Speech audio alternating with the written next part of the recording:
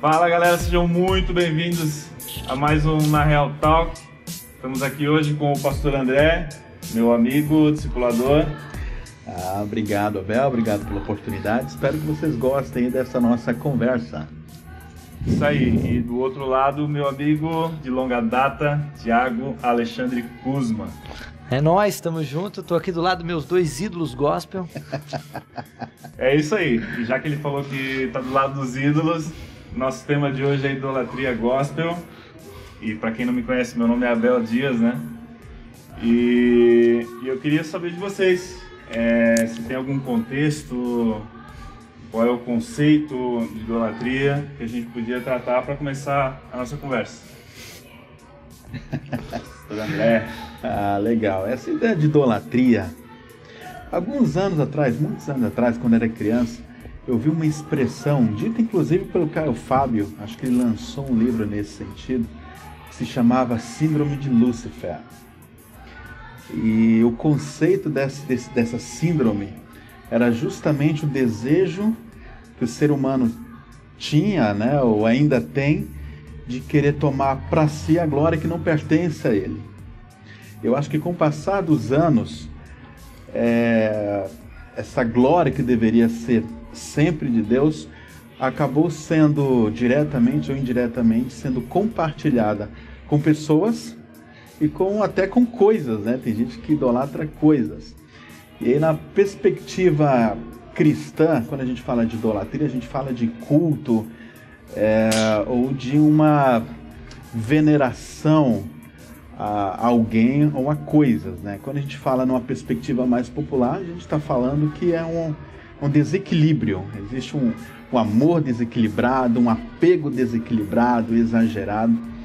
E aí, partindo dessa ideia da síndrome de Lúcifer, a gente vai perceber que o objetivo de tudo isso é tentar tirar aquilo que pertence a Deus e compartilhar com quem não deveria ser compartilhado. Que doideira, né? É uma doideira. Hoje no nosso país, a gente tem vivido isso no contexto político, eu acho que de uma forma muito expressiva, né? Esquerda e direita estão apegados em pessoas, eu acho que muito mais do que na ideologia da esquerda e da direita, né? Como contexto, como país. Os caras representam uma ideia, na real, né? O próprio Lula, uma vez ele falou isso, né? Eu posso ir, mas a ideia, Lula não morre mais e tal. Então, tem toda uma questão, é quase uma religião, né? A ideia política e tudo mais, né? É sinistro isso, né? Mas essa pegada de idolatria, cara, é muito forte, porque eu acho que a gente, como cristão, a maioria dos cristãos evangélicos, se falar em idolatria, a primeira coisa que o cara diz é catolicismo, eles são idólatras. Parece que essa é a taxação, né? Essa é a melhor definição. E eu não sei se é a melhor definição nos dias atuais. A nossa discussão entra... Acho que a gente vai na conversa, vai chegar aqui, mas eu não sei se é a maior idolatria nos dias atuais, cara. Não. E até porque não é só eles que vêm dessa forma, né? A gente vê várias religiões adorando uma imagem, né? Fazendo orações, pedindo para que a imagem faça alguma coisa por ela. Imagina os hindus, que são 30 milhões de deuses. Pois é. Caramba. Tudo que é bicho é adorado no hinduísmo, não é? Rato, vaca, gente morta jogada ali no Ganges, tudo ali é absurdo, é um motivo, né? Absurdo. Mas é um desequilíbrio. Eu acho que o que causa, a principal causa da idolatria é o desequilíbrio. Além de ter essa influência maligna, por exemplo, Satanás, ele queria que Deus compartilhasse da glória dele com ele, a tal ponto que ele disse: subirei ao mais altos céus, colocarei o meu trono na banda do norte, serei semelhante ao Altíssimo. Foi parar no quinto dos infernos. Né? A Bíblia vai dizer que ele virou pó. Então era dividir um reino, então. Era dividir um reino. Um do norte e um do sul. Com certeza. Mas como ele não conseguiu isso, qual foi a maneira que ele enganou a Eva e o Adão no Éden? Deus não quer que vocês comam desse fruto, porque se vocês comerem, Vão ser iguais. né, vocês vão ser iguais a ele. Repare que aquilo que ele não conseguiu, Vai no mesmo ele ponto. tentou contaminar o homem. E aí, em cima desse argumento, foi que entrou o pecado. Entrou esse desequilíbrio, as coisas perderam aí o seu controle, a sua essência. E resumir basicamente a questão da idolatria é você tirar o lugar de Deus do teu coração, que entra aqui.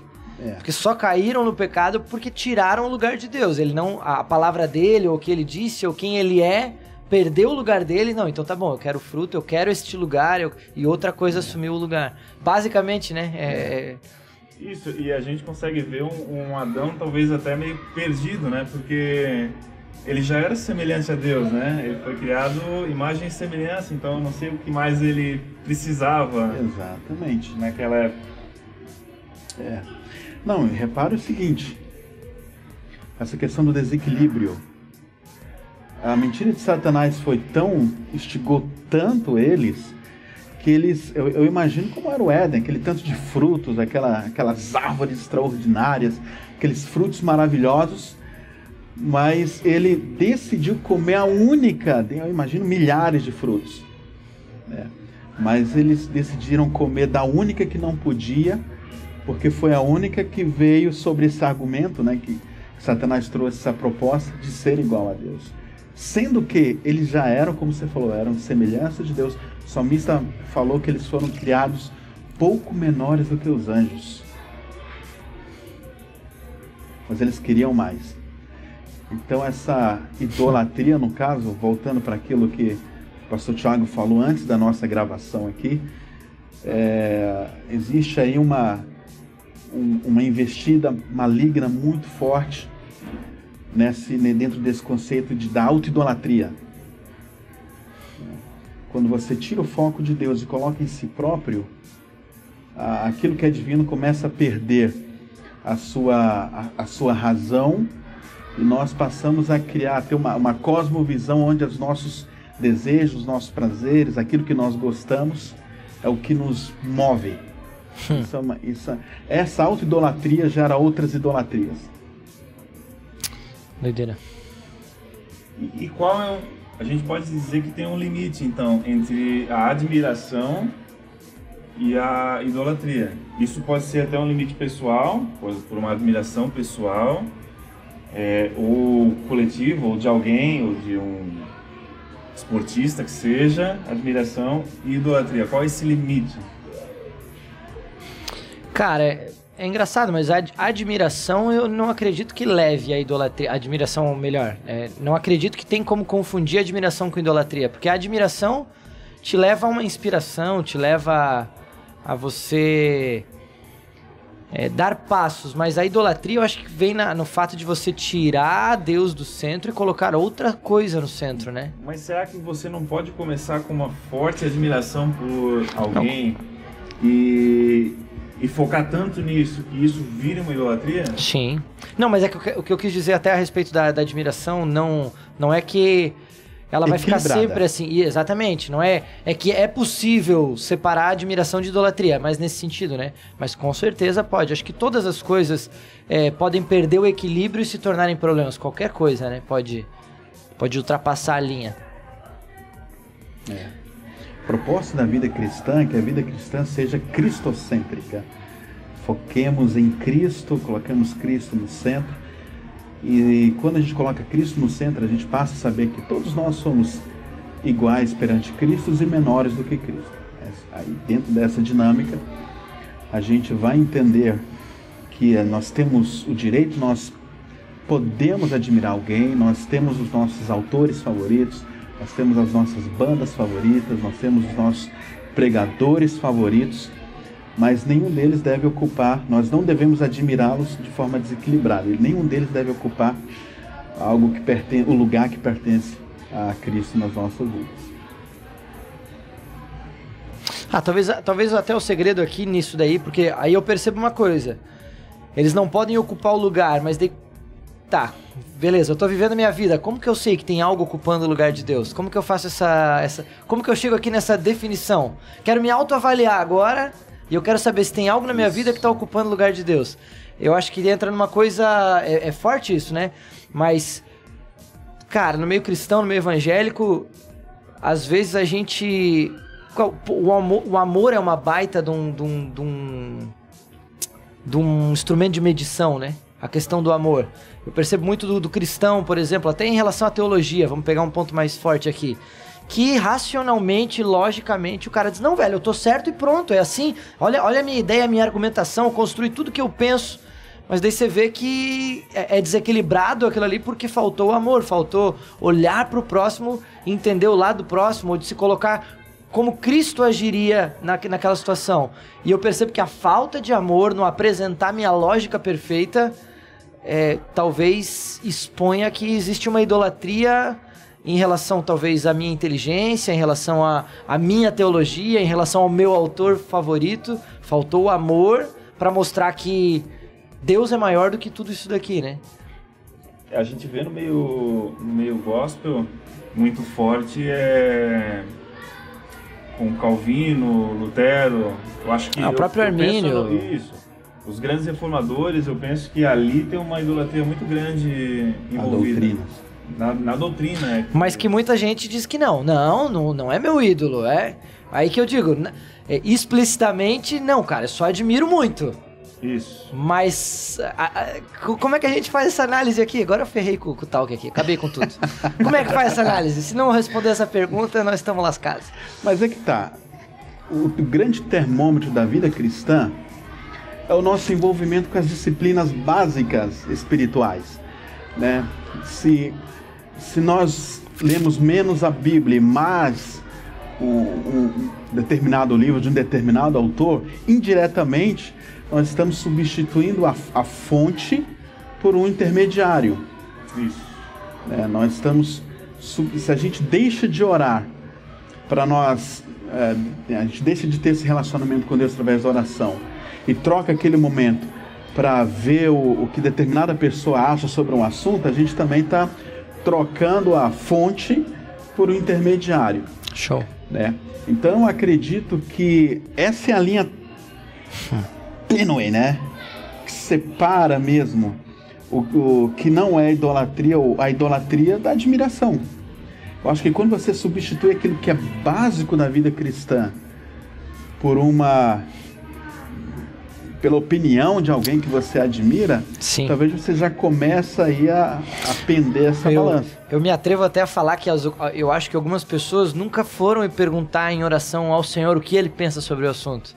Mas eu fui só para um determinado autor, alguma determinada concordância, algum grande homem da história que falou a respeito disso. E show, meu Deus, não tô dizendo que a gente não tem que ir pesquisar nesses caras. Mas eu acho que essa parte, Deus, mas é isso daqui, é a lei, isso daqui é a lei. O que o Senhor pensa? E eu acho que aqui tem um grande segredo de maturidade. Porque Deus sempre vai dar a resposta de forma a amar e nunca no sentido de gerar uma discordância. Eu acho demais porque eu tenho amigos que são arminianos, eu tenho amigos que são calvinistas e alguns são arrogantes, orgulhosos, mas eu tenho amigos que eu consigo sentar na mesa e o fato de haver discordâncias de pensamento nunca separou, nunca impediu, mas porque o amor é mais forte do que a ideologia. E aqui eu entendo que a idolatria está perdendo, né? Não está ganhando. Mas com outros é mais difícil, né? Com outros é uma situação mais complicada. A gente está levando para um lado mais teológico aqui, né? Mas talvez é porque a gente começou com essa linha, né? Sim. Não, tranquilo. E é muito difícil nós aceitarmos, né, de modo geral, ideias que nós não podemos dizer está escrito. Você perde esse contato com a proposta bíblica da vida cristã quando você substitui essa ideia do está escrito pelo a pessoa disse. Uhum. A gente baixou o nível. Uhum. A gente acha que estamos intelectuais ao citar essa turma que foram relevantes na história da teologia global. Porém, nós estamos perdendo o contato com aquilo que realmente importa. E aí, quando a gente, volta a dizer, quando a gente troca o está escrito pelo o que fulano falou, nós caímos nesse desequilíbrio aí doutrinário, caímos aí. E é engraçado que a Bíblia ela fala sobre todos os assuntos, eu penso que ela fala sobre todos os assuntos, tanto atuais como antigos, passado, presente, ela é, como diria, mais atual que o Jornal de Amanhã, né? Mas a gente insiste em buscar fora sobre os assuntos. Deixa eu comentar um negócio bem legal. Tem a galera que tá assistindo, galera jovem. Eu acredito que tem muita gente aqui que tá começando até uma caminhada. Mas eu lembro até hoje, cara, de quando eu comecei a fazer EDM. E eu era bem novinho, né? Já vai fazer vários anos assim. E não, foi até antes da EDM. Eu tava tendo um contato, mas eu não consegui. Eu tava fazendo faculdade, então eu não conseguia fazer EDM ainda. Mas ali eu tava começando, queria estudar mais, queria ir mais. E eu lembro que eu tinha uma Bíblia Shed. E a minha primeira Bíblia, assim, eu amo aquela Bíblia, ela tá toda detonada hoje. E eu amo ela, tá toda rabiscada.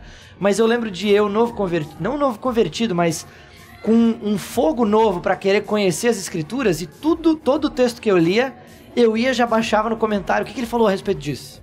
E talvez quem tem Bíblia de estudo faz a mesma coisa, né? Você parece que o teu pensamento é formado pela interpretação de quem escreveu aquele comentário.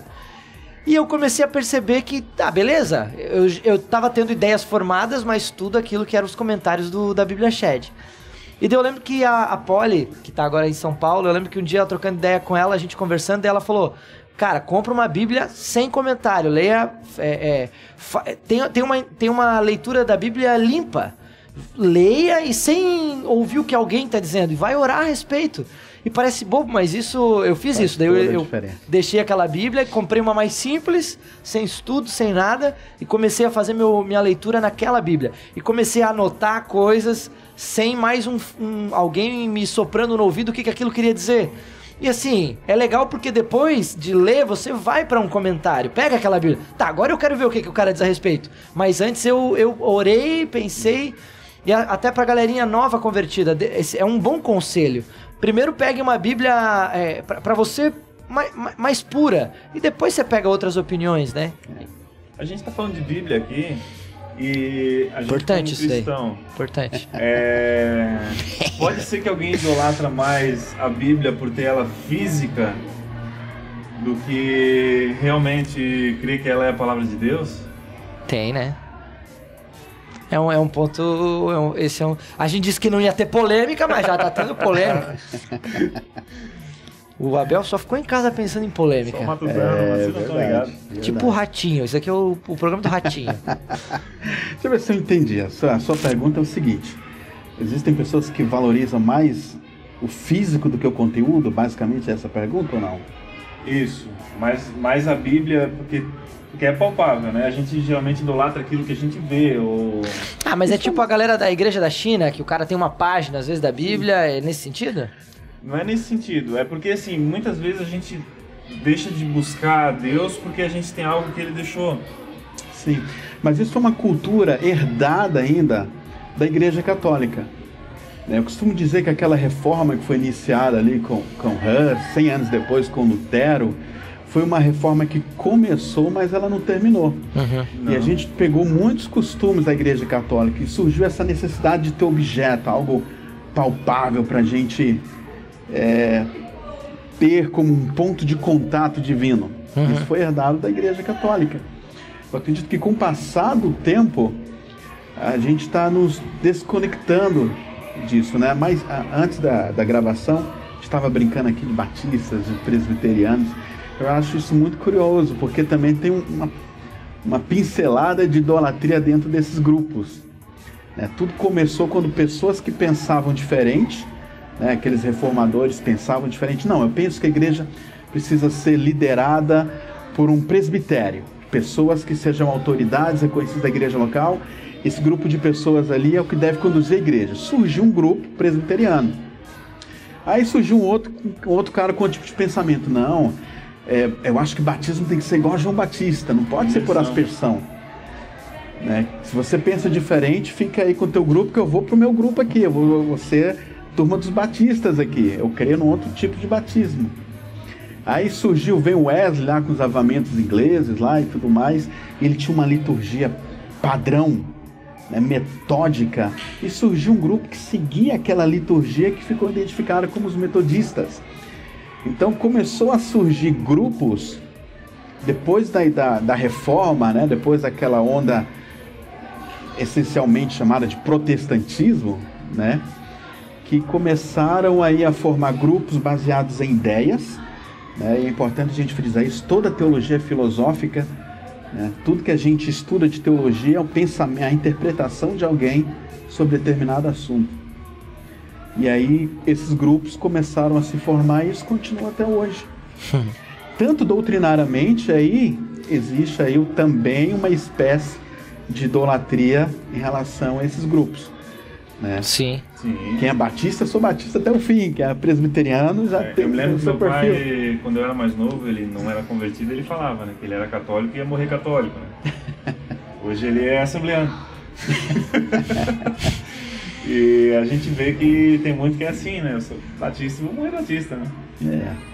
Se apega a uma filosofia, a uma teologia, né, ao invés de se apegar à essência, né, à verdade. E isso se torna também uma espécie de idolatria, né? Você tira a glória apresentada nas Escrituras e coloca numa filosofia. E isso se torna uma idolatria. E o que mais a gente tem dentro da igreja que seja uma idolatria? Que o cristão comete como idolatria? Cara, eu acho que eu gosto desses assuntos assim, porque acho que como igreja, e igreja que quer comunicar e conectar com a geração atual, a gente precisa conversar sobre isso e repensar muitas coisas que a gente faz, o porquê que a gente faz.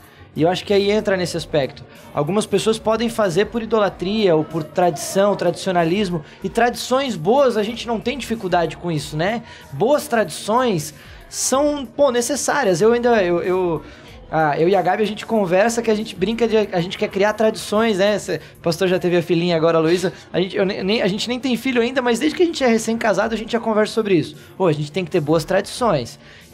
Que nem a gente brincou agora, que nessa última Páscoa, meus pais foram almoçar com a gente, e a gente fez um prato lá no almoço, e a gente brincou, essa daqui vai ser a tradição da Páscoa. Foi um comentário bobo do meu pai, uma brincadeira dele, né? A gente fez um cordeiro no vinho.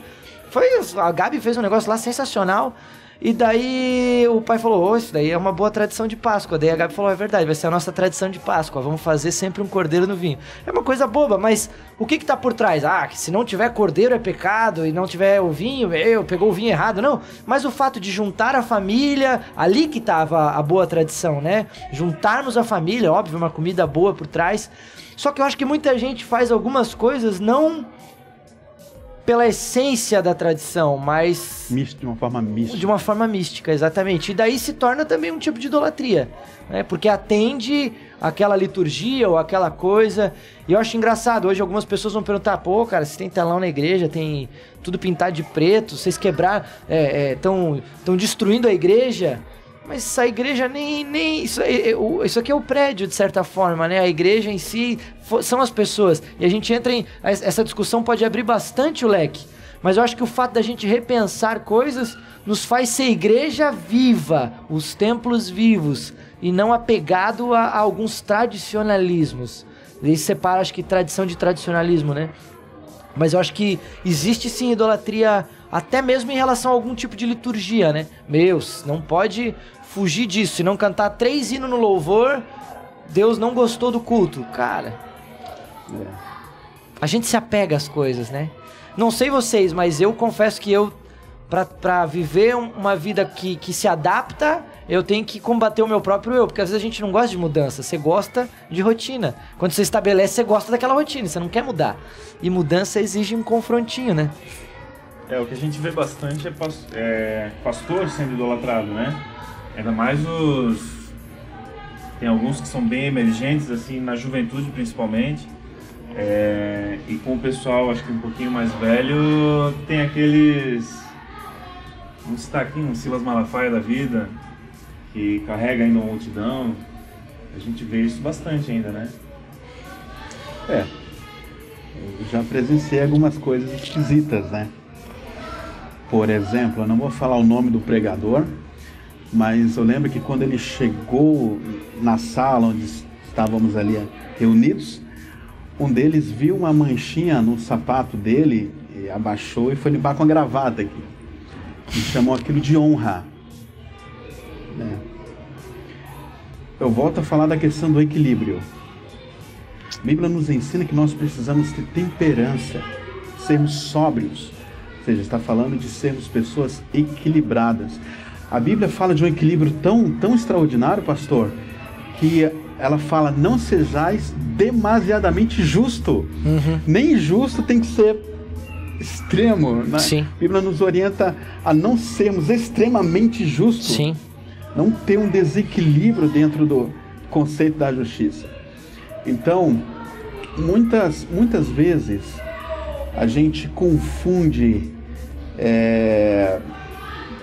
popularmente falando aqui, né, o famoso puxa-saquismo, e nós chamamos isso de honra, mas o problema está em nós. Né? Que aceita, pelo fato de aceitar? Eu honro muito mais a tua vida, pastor Thiago, orando por você, do que chegando para você e limpar o teu sapato. Sim, tô precisando mesmo. Pô, Abel. meu tênis tá zoado aqui. Já avisei antecipado, hein? Não que a questão é a motivação do coração.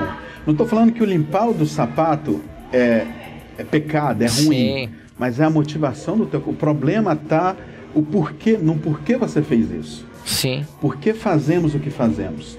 A idolatria ela está relacionada também à motivação do nosso coração. Né? Você expor um ato de servir é bíblico, é espiritual, porém o teu coração, a razão que te levou a fazer isso, precisa estar muito claro. Precisa sempre convergir na ideia de que se Deus é glorificado ou não. E eu acho que um dos pontos talvez que entra aqui é pelo fato da proximidade, né? Porque é diferente alguém que, sei lá, eu nunca vi essa pessoa, ou eu tô tendo, estive perto desse pregador e tô tendo a oportunidade de honrá-lo, e daí eu vou lá e faço isso, é uma coisa. Mas o fato é de que quando existe uma amizade, uma honra na amizade, não seria, por exemplo, não vou dizer que o cara vai se abaixar pra limpar o sapato, mas eu percebi que você tá com o sapato estragado, e numa amizade, num relacionamento íntimo, cara, vou dar um sapato novo pra ele. Mas não tem a ver com idolatria, tem a ver com... Quero de alguma forma servi-lo, quero de alguma forma servir. Tem a ver talvez com o serviço e de demonstrar amor. Mas você vê que não tem a ver com reconhecimento, ou com talvez não sei, parece que tem... O que o coração almeja enquanto eu me abaixo e faço isso? O que ele vai pensar de mim agora? Exatamente. Agora eu vou ganhar. A gente percebe quando é idolatria ou puxa-saquismo e quando não é, quando essa pessoa dá uma tropeçada. Com certeza, entendeu? Com certeza. Porque, tipo assim, idolatra que o pastor André. Meu Deus. Até ele falhar. Jesus Cristo descer é fichinha, eu prefiro o pastor André. E o pastor André falhou ali na frente. Eu me desvio. Sim. E rola pra caramba isso daí, né? Isso acontece demais. É a consequência desse pecado. É a consequência desse pecado. É engraçado porque eu gosto de falar, às vezes, já tive algumas oportunidades de gente que tá vindo pra igreja. Um cara vem aqui e diz, cara, que legal que vocês estão fazendo aqui na aba. Pô, olha que maneiro, tem luz, tem... a galera dá uma vislumbrada com tudo, né? Tipo, essa igreja deve ser perfeita, né? E, cara, eu tive a oportunidade de falar pra algum, mano, é só questão de tempo pra você se frustrar, tá?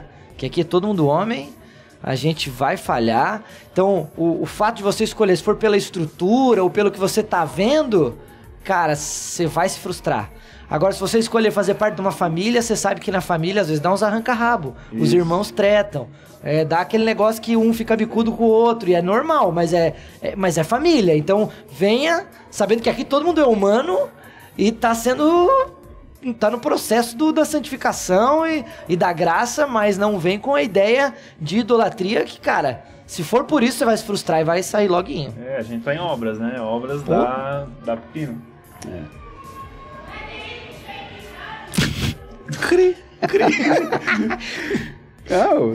É isso aí. Pastor, e a idolatria com o pessoal famoso? O jogador de futebol. A gente tava conversando até sobre gente que tatua no braço, né? O Messi. Dá nome pros filhos. Eu vou fazer uma piada contra mim mesmo aqui, cara. Eu tenho tatuado o Mundial do Palmeiras.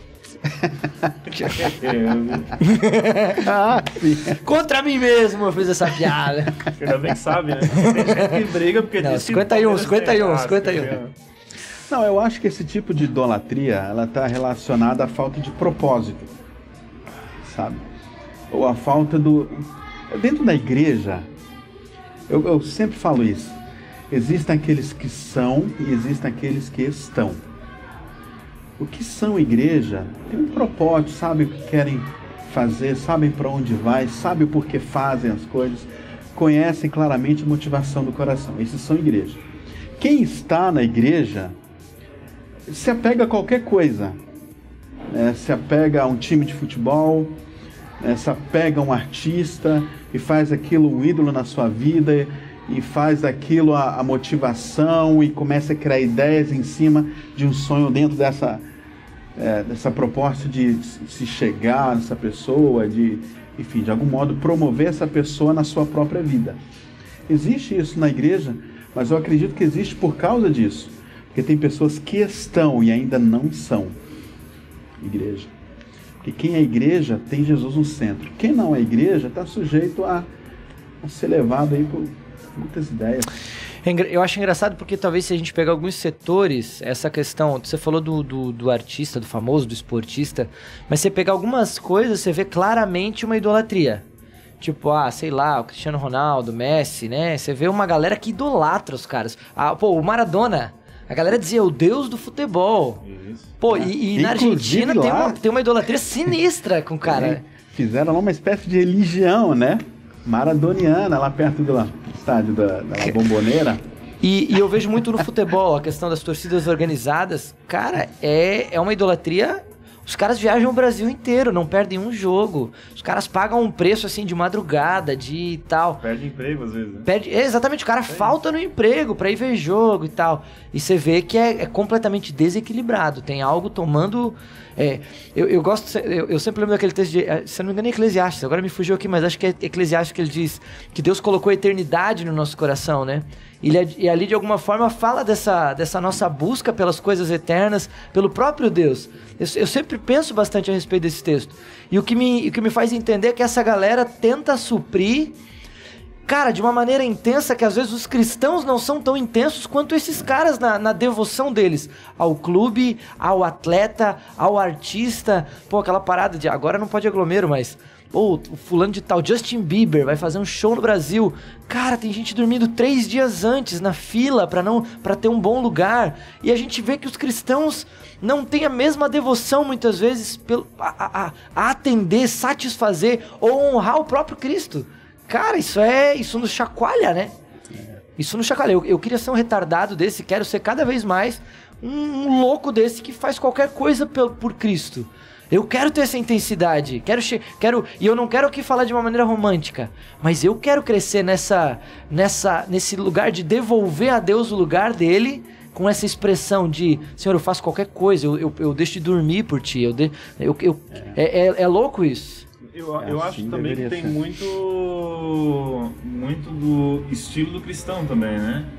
O cristão, ele tem a fama de ser muito pacífico, e muitas vezes muito organizado, né? Aí não precisa ficar 13 anos dormindo, né, e fora para fazer alguma coisa. Mas a gente, quando era mais novo, eu sei que vocês faziam também aqui na igreja, não estava aqui ainda, mas a gente ficava fora 3 dias e sem dormir até, né? Nos acampa. Coisa, o pastor também. A gente ficava nos acampa da vida. Deixa eu até complementar o que eu falei aqui, para que a minha ideia não fique vaga, né? Quando eu falei dessa intensidade... É engraçado, porque se eu não entender e conhecer o coração de Deus, ainda com toda essa intensidade, eu posso estar fazendo algo, idolatrando um Deus que é o Deus que eu criei, não um Deus, o verdadeiro Deus. Então eu faço tudo isso, eu deixo de dormir, eu venho em vigília, eu tenho um estilo de vida que eu oro 8 horas por dia. Mas quando eu tô vendo, eu tô idolatrando o sistema e o Deus que eu criei, não o próprio Deus. Porque cada vez que eu conheço mais Deus, eu tenho satisfação nele. E quando eu percebo que ele tem satisfação em mim, isso acalma o meu coração. E se eu faço alguma coisa desse tipo, alguma expressão, agora é por amor e não para que eu prove algo. Eu acho que até nisso tem um equilíbrio, até na intensidade tem um equilíbrio.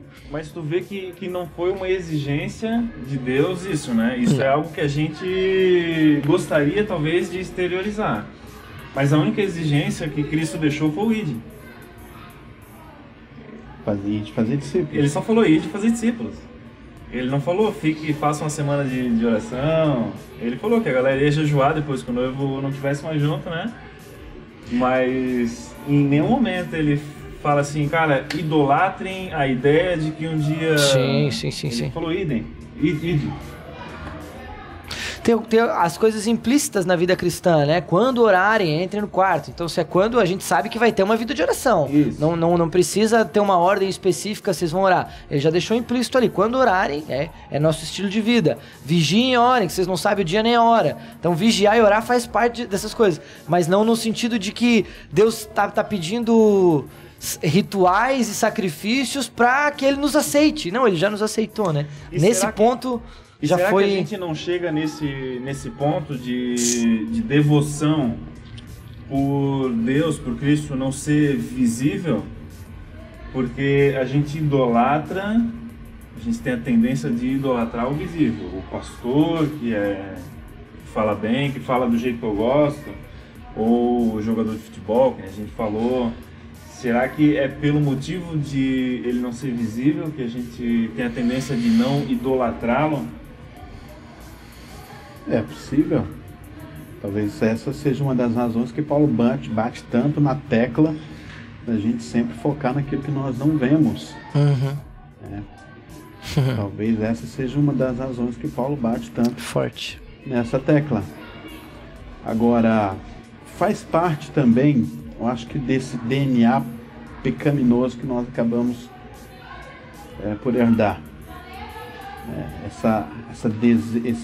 Esse desejo de endeusar ou de colocar algo ou alguém, ou uma visão, ou uma estrutura, alguma situação, porque isso gera, justamente porque nós vemos, gera uma segurança.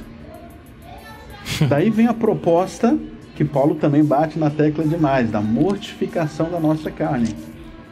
À medida que nós mortificamos a nós mesmos, as questões espirituais começam a tomar conta. Eu acho que parte aí desse princípio. Dentro daquilo que o pastor estava falando, existiu um missionário na África chamado Henry Martin. Quando ele chegou nas praias africanas, levantou as mãos e disse: aqui eu quero ser inteiramente gasto pelo Senhor. Eu acho que resumindo aquilo que você quis dizer, talvez a proposta da vida cristã é nós vivemos uma vida que faça sentido, que se formos para sermos gastos, sim, que seja para a glória de Deus. Sim, sim. E aí é o ponto, quando essa devoção dada a um time, a um esporte, a algo, encontra esse lugar, você encontra homens que mudaram a história e fizeram a diferença, onde o reino de Deus às vezes foi marcado e mudou a história de um país, de uma cidade, por alguém que entendeu e equilibradamente colocou Deus no lugar dele e disse: tá bom, então agora eu te sirvo de maneira a gastar meus dias. Eu gosto dessa palavra, gastar, né? Não vai ser um modo de viver cuidadosinho, mas eu vou gastar, eu vou até não ter mais sola no tênis, né? Interessante. Eu vou trazer um ponto aqui, até a respeito do que a gente estava falando antes de começar a gravar, mas quando eu disse ali a respeito de esse Deus que eu criei, que às vezes a gente pode até fazer muitas coisas, oro muito, jejuo muito e tal, mas eu estou servindo um Deus que eu criei. E às vezes até mesmo eu posso me frustrar com esse Deus quando ele não atende o que eu quero. E a gente percebe que esse Deus que eu criei, ele é bem parecido comigo mesmo. Isso. Que eu tô servindo a mim mesmo. É muito louco isso, né? E eu me frustro com o Deus verdadeiro porque eu não entendi que ele é Deus e eu sou servo. Mas eu me coloco no lugar de Deus e eu crio um Deus que ele é bem parecido comigo. Então é tudo que eu quero, o Deus que eu criei tem que fazer pra mim. E ele me serve. É muito louco, né? Um Deus que pensa o que eu penso. Eu acho que a gente como cristão, cara, cristão que é mimimi, ou cristão que não tem coragem de receber essa autoavaliação, de ser colocado no seu lugar, é um cristão estagnado, imaturo, não tem como ir pra frente. Se a gente não passar, a gente pode até falar que esse ponto da idolatria talvez não seja um ponto tão polêmico nos dias atuais, mas o fato é que se a gente não romper a cultura da idolatria, a gente pode nunca de fato servir o verdadeiro Deus, mas sempre servir um Deus que eu criei e que se adapta ao que eu quero da minha vida. E se a gente resolve fazer essa análise e dizer, não, Senhor, tu volta pro centro e eu sou servo, então eu estou disposto a ser confrontado, corrigido, a passar por algumas humilhações, até estar no lugar que é o meu lugar e ele no lugar dele, né? E é engraçado que a gente começa muitas vezes algumas orações como Senhor Jesus, né? A gente chama ele de Senhor, mas se ele pede alguma coisa, muitas vezes a gente diz, pô, mas agora? Será? Será que é ele mesmo pedindo? Será que não é a minha cabeça? O que você quer? A gente faz dele Salvador, mas na hora de fazer o Senhor, a gente tem umas restrições, cuidados. Eu acho que conversa como essa, ela proporciona uma reflexão, né? Reflexão para quem está nos assistindo, reflexão para nós mesmos sobre o porquê fazemos o que fazemos, a nossa motivação, né? O porquê nós fazemos parte dessa igreja, porque nós somos líderes de um ministério, né? Enfim, eu acho conversas como essas muito importantes, que ela traz aí um senso de avaliação muito forte e nos permite corrigir. Amém. E a conversa ela voltou pro eu, né? E hoje a gente vê, a gente estava até conversando, que as pessoas elas estão criando um novo eu para as mídias sociais. Eu vou criar alguém que não sou eu, alguém que é mais extrovertido, alguém que dança na frente de uma câmera. E quem conhece esse eu aqui, que está aqui com vocês, sabe que jamais eu ia dançar na frente de uma câmera ou na frente de alguém. Mas para ganhar like ou para ser visto, para me auto... Você tenta criar um eu perfeito, né? Isso, para minha auto-admiração, né? E a gente vê que o povo está se idolatrando mesmo, extremamente. A tendência do mundo está se inclinando aí para essa realidade. A cultura do coaching está sendo muito implantada no contexto da igreja, que a gente está falando de idolatria no contexto da igreja. Essa proposta do coaching, ela foca muito também na pessoa. Você conversa com coaches, eles não falam de fé, falam de pensamento positivo. A tal da neurociência, né? Da neurociência. A Bíblia nos ensina a ter fé, que é completamente diferente do pensamento positivo. Né? Quando você pensa positivamente, você acredita que, pelo fato de você pensar, a sua decisão de pensar positivamente vai fazer com que a coisa dê certo. Mas a proposta da fé é diferente. É fazer com que Deus faça as coisas darem certo. Então eu acho que a gente está aderindo muitas ideias que acaba fazendo com que a igreja, de modo geral, né, se incline a essa perspectiva aí de criar personagens, de criar aí modas, né, que possam aí acompanhar as tendências. Eu acho engraçado porque a gente, de certa forma, como a gente quer viver uma igreja contextualizada, uma igreja que conecta com essa geração, a gente tem que saber responder essas questões de hoje. Até relativo às redes sociais, a gente tem que estar discernindo o que está rolando. E eu percebo que muito entra, e é uma linha tênue, de como usar as minhas redes sociais e como continuar glorificando a Deus em tudo que eu faço, ou se até mesmo eu estou produzindo um tipo de conteúdo que aparentemente é para glorificar a Deus, mas na real é porque eu quero, é porque eu quero seguidores, ou likes, ou o que rola. É muito interessante, a galera jovem, a galera atual hoje tá ligada no que tá acontecendo aqui, né?